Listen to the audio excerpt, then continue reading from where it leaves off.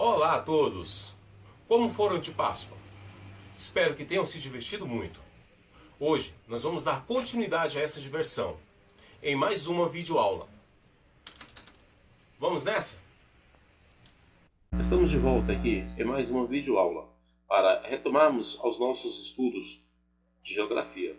Hoje iremos falar da geografia urbana, especificamente sobre a rede urbana e a hierarquia urbana.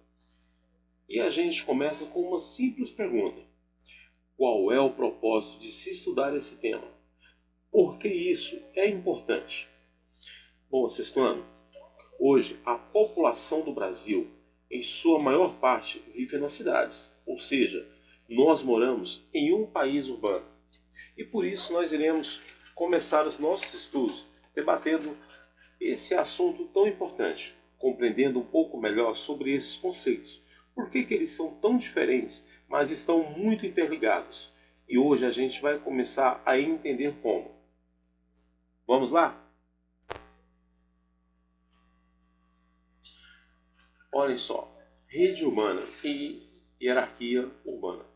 A rede urbana nada mais é do que a relação de troca entre as cidades. Isso mesmo, rede urbana são as relações de trocas existentes entre as cidades.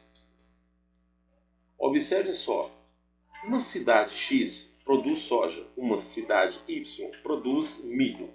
A cidade X que produz soja começa a comprar milho da cidade Y. Da mesma forma, a cidade Y não precisa produzir milho, basta comprar da cidade X.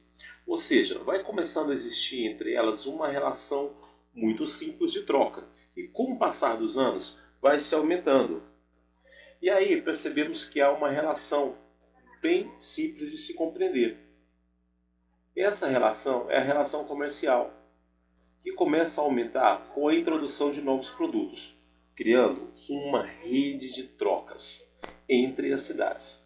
E essas trocas vêm a formar o que nós chamamos de rede urbana.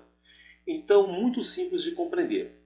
Rede urbana se define como as relações de troca entre as cidades. Isso, troca de produtos. E essas trocas, para existir, faz com que as cidades criem estradas, ferrovias, rodovias, hidrovias para interligá-las, facilitando ainda muito mais essas trocas. Outro conceito muito simples de se entender é a hierarquia urbana. Como qualquer outra hierarquia, ela é uma ordem de importância. Assim como nós temos prefeito, governador, presidente, existem também uma ordem, existe também uma forma.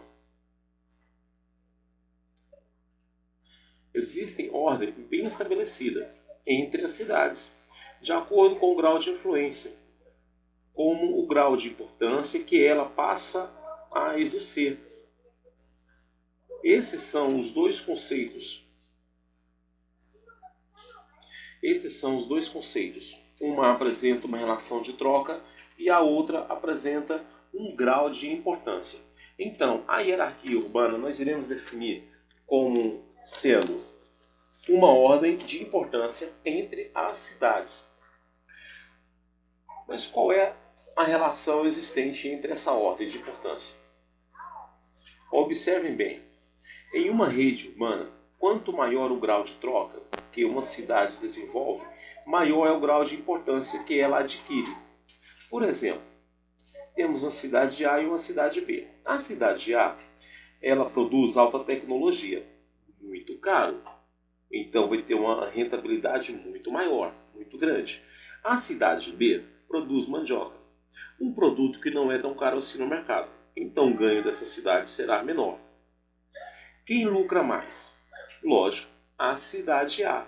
Sendo assim, ela terá uma maior importância em termos de hierarquia do que a cidade B, pois a sua economia vai se desenvolver muito mais que a cidade B. Hierarquia e redes urbanas. Atualmente, as cidades interligam-se através do sistema de transporte rodoviário, ferroviário, aéreo e o marítimo, e de comunicação como redes de telefonia, televisão, via satélite e cada vez mais a internet, formando o que chamamos de redes urbanas. Então, a definição de redes urbanas é muito simples, é uma interligação que há entre as cidades. Observe bem o que nós temos aqui. Temos a cidade principal, a cidade maior, interligada às cidades menores. Essa interligação ela acontece de várias formas e por vários motivos. O principal motivo que interliga todas elas é o comércio. Ok? Olhem só o que nós teremos logo abaixo no texto. Vimos que as cidades é apenas parte urbanizada do município. Quando há um grande número de migração para a cidade, ou seja, para a zona urbana de um município, ela cresce de tal maneira que começa a influenciar o desenvolvimento das cidades vizinhas. Observe bem, nós teremos duas cidades crescendo de forma alarmante, muito grande. E esse crescimento, ele acontece por dois fatores. O principal deles, por causa do desenvolvimento industrial, que atrai as pessoas de outras cidades menores e também do campo, fazendo com que a população venha a crescer. A cidade começa a crescer tanto que ela começa a influenciar as cidades ao seu redor, chegando até mesmo a encostarem. Ela cresce de tal maneira que começa a influenciar o desenvolvimento das cidades vizinhas. Algumas áreas de dois municípios vizinhos crescem tanto que as ruas e quadras começam a se agrupar uma na outra.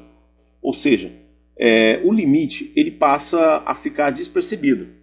Não dá mais para perceber o limite aonde começa ou onde termina um determinado município ou uma determinada cidade. E nós temos vários exemplos assim no Brasil. Quando isso acontece, nós iremos ter uma conurbação urbana. Isso mesmo, conurbação urbana. O que é essa conurbação urbana? A conurbação é o crescimento das cidades. Olha bem o que acontece com os municípios. A, município B, o município C e o município D. Essa área aqui é a mancha urbana, ou seja, a cidade. Toda essa área aqui é o limite do município. A cidade começa a crescer tanto que chega a um determinado ponto que ela começa a juntar a outra. Ou seja, não dá mais para vermos os limites da cidade. Quando há um crescimento tão grande assim, nós iremos chamar de conurbação urbana. Mais uma vez, definindo o sexto ano, o que é uma conurbação urbana?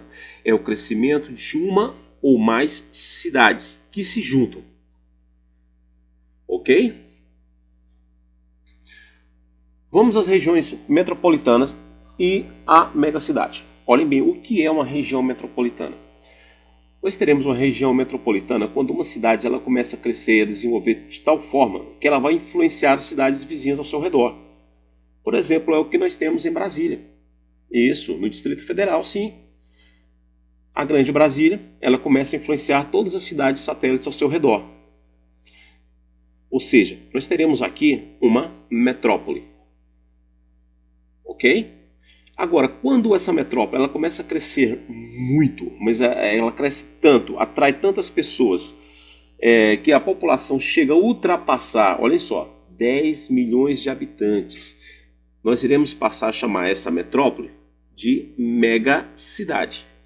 Então, uma megacidade é quando uma metrópole ultrapassa 10 milhões de habitantes. O que vai diferenciar a metrópole da megacidade é que a megacidade tem mais de 10 milhões de habitantes. Ok? E nós temos vários exemplos no Brasil, como por exemplo é o caso de São Paulo. Olha os conceitos abaixo. Metrópole abriga 1 milhão de habitantes. Região metropolitana, conjunto de municípios integrados a uma cidade central. Ok? Olha o exemplo aqui, o Rio de Janeiro. Megacidades, cidades com 10 milhões de habitantes. Cidades globais, o nome já fala, cidades globais. Ela influencia o mundo inteiro. Possui empresas transnacionais, multinacionais de influências em todo o planeta. Cidades que exercem influência no mundo todo, como por exemplo Nova York, Tóquio e Paris. Nossa São Paulo também. Okay? Então, metrópole é uma região formada por uma cidade central e as cidades menores ao redor dela. Megacidade é uma cidade cuja população ultrapassa os 10 milhões de habitantes.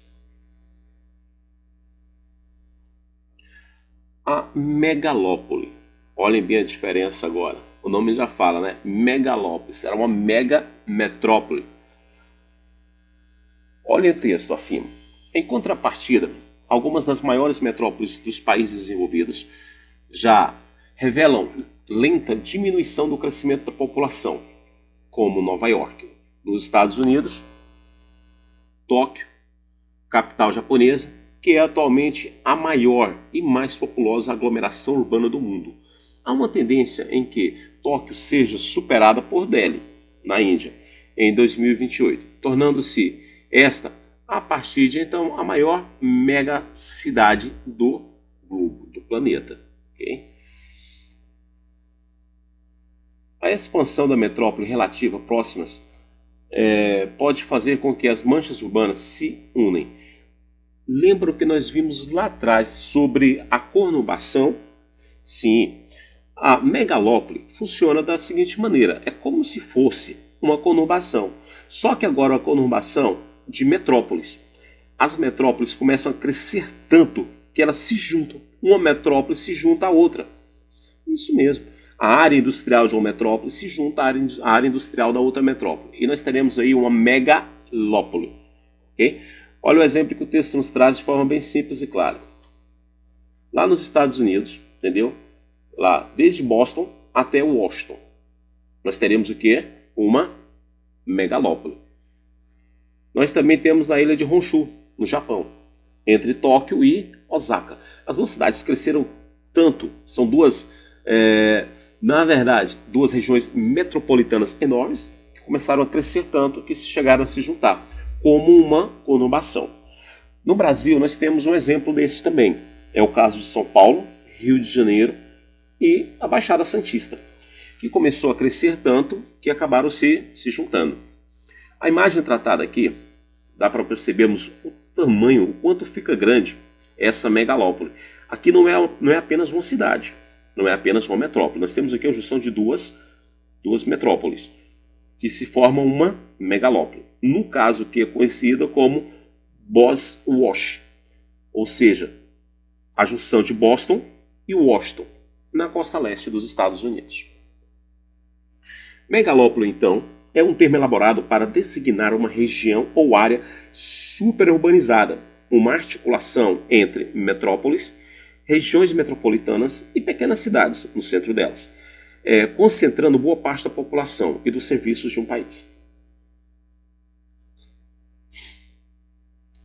Cidades globais. Muito simples de se compreender. O que seria uma cidade global? Olhem bem, são aquelas que têm grande importância, servindo como centros de decisões na economia cultural e política.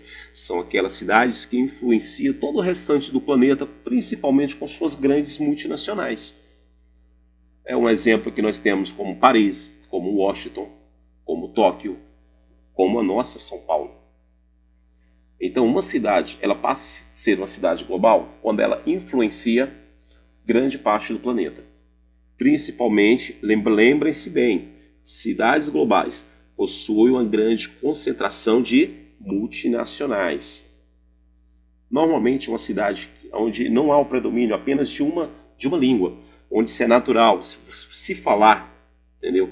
Duas ou mais línguas, ter uma cultura bem diversificada, principalmente porque a sua população ela é formada de pessoas que veio de várias partes do planeta, não somente por habitantes locais, com característica e cultura local.